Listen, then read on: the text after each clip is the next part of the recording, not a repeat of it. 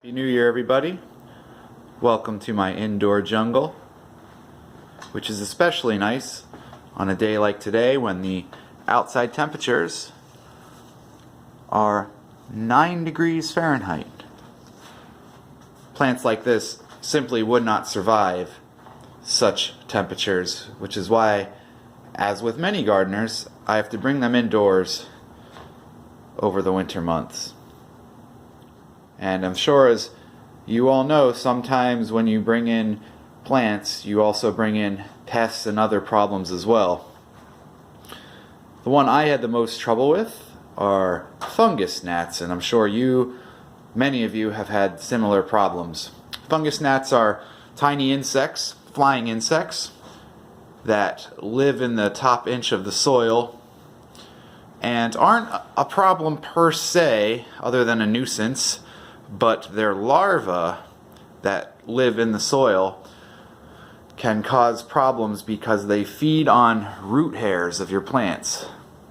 And as their numbers grow, they can severely hold back the growth of your plants as they struggle to grow new root systems only to have them devoured by hungry little fungus gnat babies. I tried everything in years past to get rid of these fungus gnats, including neem oil, sprays, dunks, also cinnamon on the soil. These work to a degree as a deterrent to fungus gnats, but they never wiped out the population, only helped keep it under control. Using these methods, the fungus gnats were ever present, although in manageable numbers. Then I discovered a way to keep them out of my jungle entirely, and I discovered it by accident when I started using plant stakes. These are ceramic tubes that fit down into your soil, in which you feed a inverted wine bottle or any container that holds water with a long neck and waters your plant slowly. I originally started using these just to keep my plants well watered while I was away for long periods of time, but I quickly discovered that the fungus gnats disappeared, and now I know why. You see, fungus gnats lay eggs, which are much like seeds in the top layer of the soil.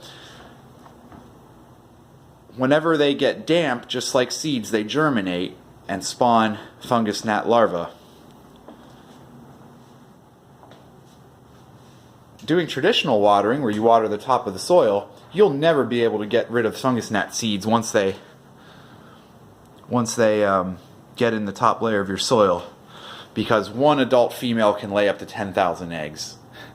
So if you let one of those go to maturity, you're going to have 10,000 babies potentially in your soil.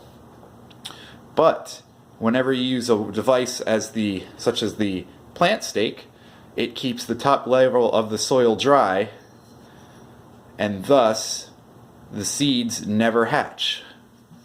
The eggs, I suppose I should say. It works like a charm.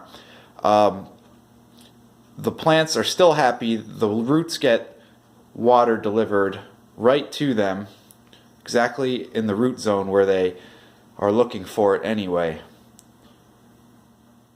And it comes with other benefits too, as well as getting rid of fungus gnats.